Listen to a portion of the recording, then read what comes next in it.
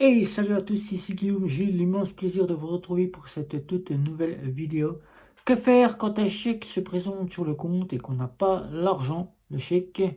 Et que se passe-t-il ensuite auprès de la banque? C'est ce que nous allons voir ensemble.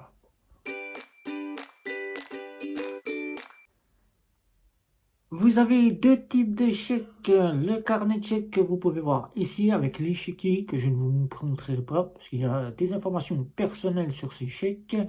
Et vous avez le chèque de banque qui vous est remis par toutes les banques, banques en ligne ou les banques traditionnelles classiques. C'est plus généralement en banque traditionnelle classique que nous obtenons ces chèques de banque. Même si en banque en ligne, on n'ose pas, et en banque traditionnelle, on n'ose pas les demander, ils sont totalement gratuits. On a le droit à un chèque de banque par an, auquel on peut s'en servir pour payer tout achat que l'on souhaite faire ou tout simplement payer des factures. Le carnet de chèque, c'est pas une proposition qui nous est toujours accordée par le banquier. Quand on demande à avoir un carnet de chèque, le banquier se résolu de voir si nous pouvons honorer l'obtention d'un carnet de chèque. Les prestataires sociaux n'ont pas l'autorisation généralement d'avoir un chèque, ils ne peuvent pas en acquérir. Et oui, ça serait trop bien d'avoir un chéquier en sa possession en étant prestataire et de pouvoir faire des chèques. Mais là, tout de suite, la banque, elle met le non catégorique pour des questions qu'elle ne souhaite pas remettre ce carnet de chèques où le prestataire social serait tenté à faire des chèques et ce qui pourrait arriver, les sans provision.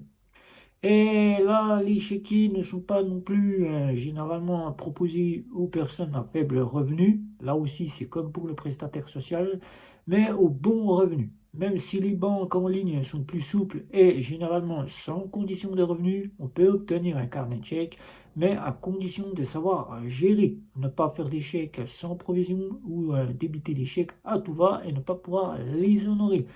Que se passe-t-il quand on a un chéquier? Eh bien là, il faut savoir gérer ses chèques, ne pas en faire des chèques de provision, comme je vous ai dit, ça c'est la première chose. De vous dire tout simplement en gérant votre compte à la date où le chèque est débité de votre compte, d'avoir l'argent sur votre compte. Et c'est là que nous allons voir dans cette vidéo que se passe-t-il si le chèque se présente sur votre compte. Le chèque se présente sur votre compte, vous avez émis un chèque et il ne peut être débité. Pas d'argent sur votre compte ou tout simplement vous n'avez pas assez d'argent sur votre compte. Que se passe-t-il? Eh bien tout simplement, si c'est vous qui avez émis ce chèque pour un paiement et que la personne qui souhaite débiter ce chèque ne peut le faire, elle présente le chèque à la banque et la banque va déjà dans un premier temps le mettre de côté. Pas d'argent, pas assez d'argent sur votre compte. Elle va attendre en vous envoyant une lettre de recommandation, en vous donnant les directions qui est inscrites sur le chèque, c'est-à-dire qu'il faut honorer ce chèque dans un délai de 3 jours en régularisant votre compte. Mais ce ne sont pas les délais proprement dit pour régulariser son compte, c'est la banque qui vous donne 3 jours pour régulariser votre compte, afin que la première partie soit levée et que vous n'ayez plus aucun souci dans votre gestion de compte. Rassurez-vous, vous n'allez pas être interdit bancaire puisque ce n'est pas la même chose. Si vous n'honorez pas votre chèque dans un délai imparti, vous serez fiché sur les incidents de paiement. C'est pas pareil que d'être fichier interdit bancaire, mais vous êtes quand même inscrit à la Banque de France. Fichier des incidents de paiement, c'est tout simplement un fichier auquel vous êtes inscrit et une fois que vous avez payé, la levée se fait. Ça, c'est rien de très grave, vous n'êtes pas interdit bancaire, vous repartez directement, mais là, vous n'aurez plus l'autorisation, soit si vous êtes fiché des incidents de paiement pour découvert non payés, mais là, vous n'aurez plus le droit au découvert, soit si c'est pour le chèque, comme il se passe là, eh ben, vous ne pourrez non plus être en possession d'un carnet de chèques et de pouvoir émettre des chèques. Que se passe-t-il? Eh bien, la banque, elle va tout simplement vous demander de ne pas émettre de chèque tant que le paiement n'est pas effectué du chèque qui s'est présenté sur votre compte. Là, vous n'avez pas reçu votre salaire alors que le chèque se présente. Eh bien, première chose, la banque va le mettre de côté. Elle va vous envoyer un email. Vous allez avoir une notification, si vous êtes en banque en ligne, qui vous dit que le chèque s'est présenté sur votre compte. Elle va vous remettre un délai qui est généralement 3 jours pour la banque pour régulariser votre compte. si c'est un délai minimum, mais le délai pour régulariser le chèque est de 7 jours. Vous avez 7 jours, passé ce délai, vous recevez déjà une petite lettre qui vous dit que vous allez être inscrit sur les fichiers d'incidents de paiement. Je le répète, pas d'interdit bancaire, mais fichier des incidents de paiement, et qui va vous demander de régulariser afin que votre situation soit levée. Vous n'aurez plus l'autorisation, bien évidemment, d'émettre de chèques. Vous devrez retourner le carnet chèque à votre banque, si vous êtes dans une banque traditionnelle classique, ou tout simplement de retourner votre carnet chèque à la banque en ligne, qui vous demandera de le restituer, bien évidemment, puisqu'elle ne sollicitera pas que vous le détruisiez, puisqu'elle pourra penser que vous allez encore émettre des chèques.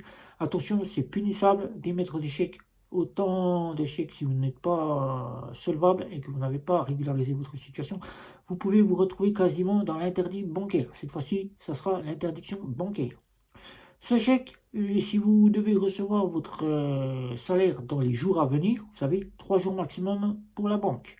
Mais là, 7 jours pour régulariser votre chèque. Si par exemple le chèque tombe alors que votre salaire devait arriver le jour même, ce n'est pas très grave pour vous, vous ne risquez rien. Là, vous êtes dans les délais pour trouver la solution pour régulariser ce chèque. Si c'est un retard de votre salaire qui n'est toujours pas encore arrivé sur votre compte et qu'il arrive 24 heures plus tard, là, il n'y a pas de souci, vous régularisez votre chèque et là, la banque lève la levée du fichage qu'elle a mis sur votre compte en vous précisant que vous êtes quasiment avec un chèque débité avec sans provision. Voilà, un chèque qui n'a pas de provision mais qui est débité de votre compte sans provision. Que peut-il arriver? Les banques traditionnelles peuvent débiter le chèque. Le chèque, elles peuvent le débiter si, même si vous n'avez pas d'argent sur votre compte. Ce qui peut que vous allez vous retrouver en autorisation de découvert non autorisée, c'est-à-dire avec des frais et un chèque qui aurait été débité. Vous devrez tout de même rembourser ce fameux découvert non autorisé, c'est-à-dire la somme du chèque auquel vous n'êtes pas solvable puisque vous n'avez aucun argent sur votre compte. La banque peut aussi tout de suite vous dire non, je ne vous autorise plus de chèque. Là, au bout d'un temps imparti, elle peut quasiment vous demander de retourner le chèque. Là, elle peut aussi directement vous bloquer votre compte, ce qui n'est généralement pas le cas, puisqu'ils savent très bien que les banques, ils attendent le délai imparti et généralement les gens peuvent, ceux qui le peuvent, rembourser tout de suite le chèque qui n'a pas été débité et qui n'a pu être émis en débit sur votre compte.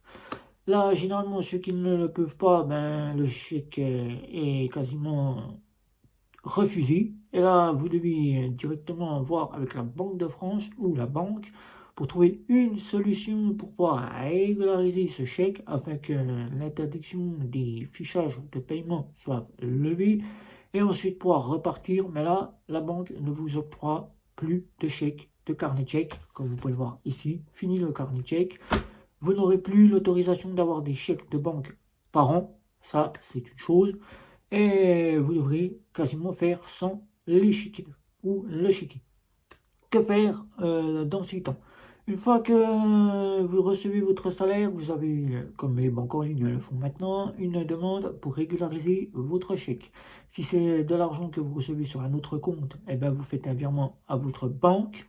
Le chèque sera débité avec l'argent puisque vous aurez remboursé. Et 1 heure plus tard, à 2 heures, la mise en fonction d'un solde pour chèque non débité sera levée.